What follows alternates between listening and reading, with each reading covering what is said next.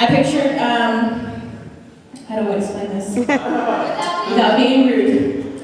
I pictured a very crazy, messed up, skinny, tall man. That's a pass. I really did. With glasses, with duct tape in the middle, and monkey shoes.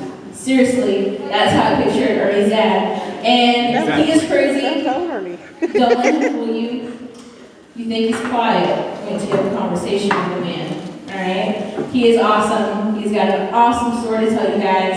Please be respectful. I know you guys are awesome and you're always respectful to me, so I know you guys can do it for him. You guys give it up for Ernie's dad. Ernie, see you.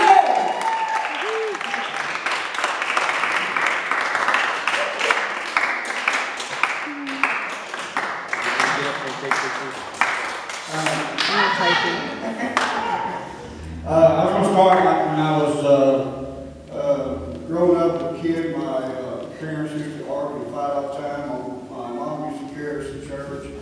And we come home and my dad didn't go to church. So we walked in the door. My dad accused my mom of messing around with guys in the church.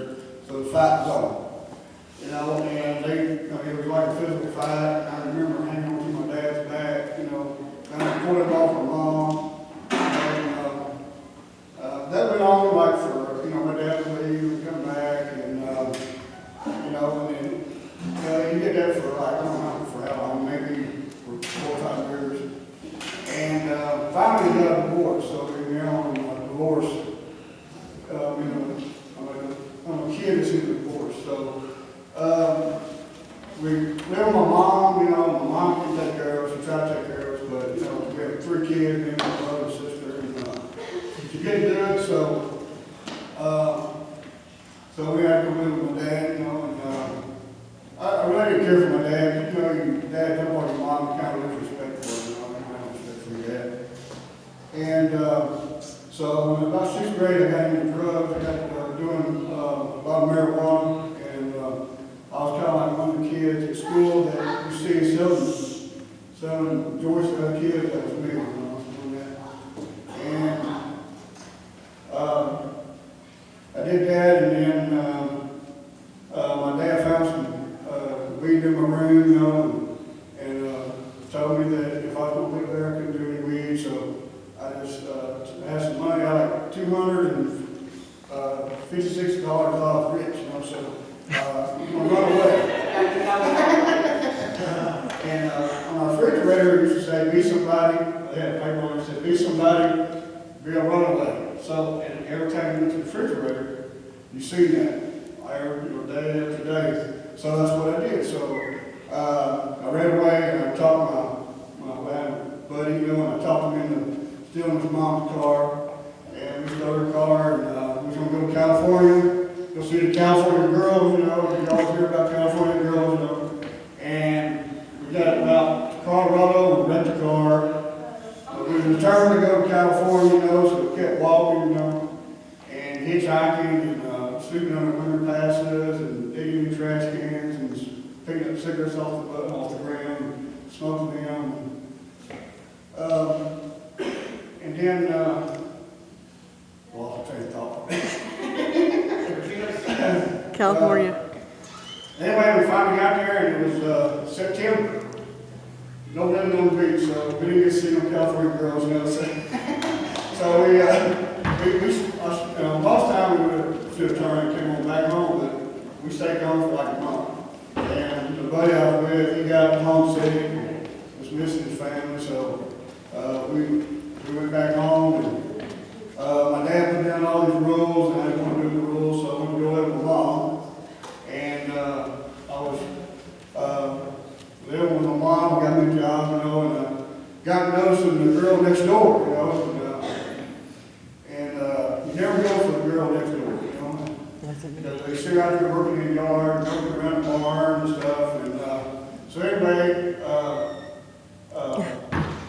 we got married. I met her, we got married, and she was 16 and I was 17. So when I got married and I was divorced, by the time I was 18.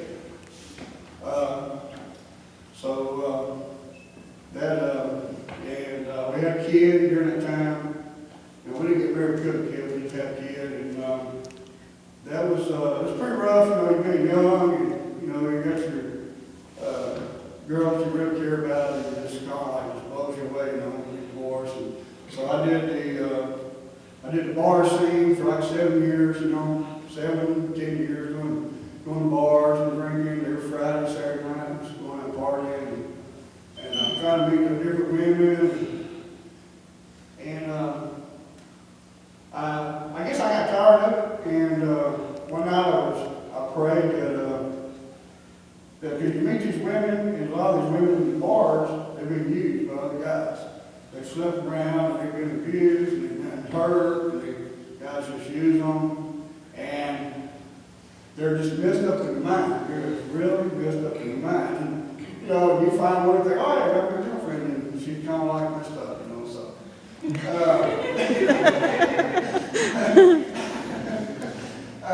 So anyway, one night I prayed.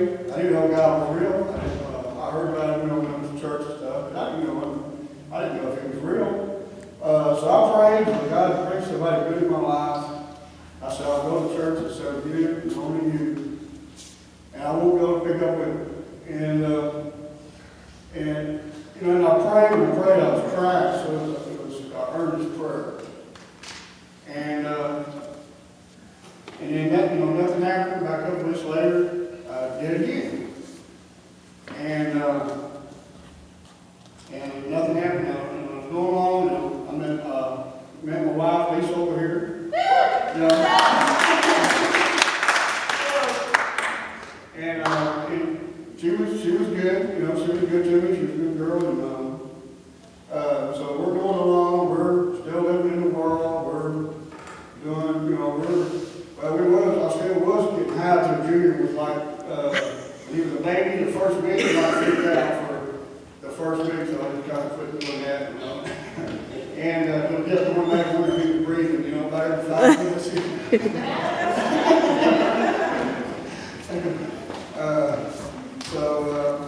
Anyway, we go along, and one night,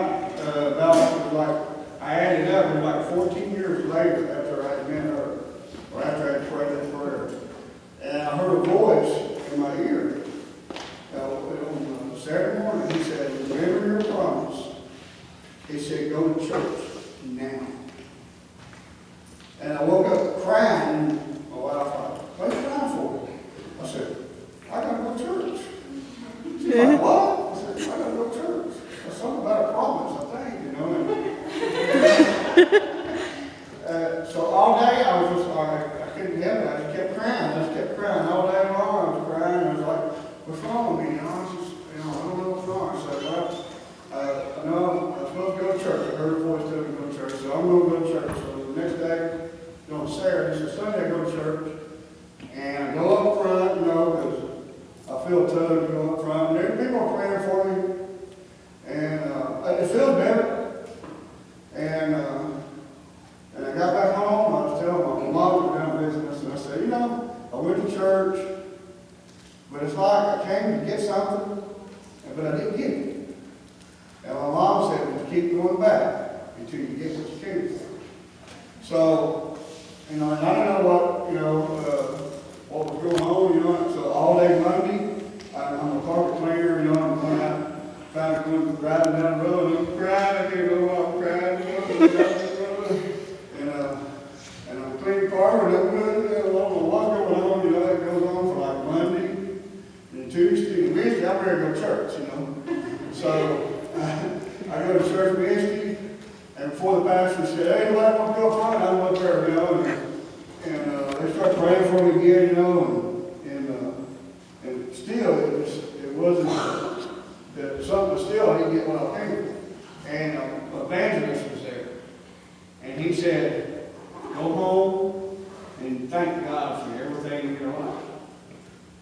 So I go home, and I did it in the middle of the night, and kneel on the couch, you know. And I'm thanking God. I thank the Lord for Junior. I thank the Lord for my wife and my daughter. And I'm just praying, you know, I'm thanking God for this, you know, and that where I should have died like 4 years ago, and I didn't, you know. that time, I seen like a big spiritual hand just reach out and touch me. And when he touched me, I was perfectly clean. I didn't have any more dirt on me. It's like I was a newborn baby.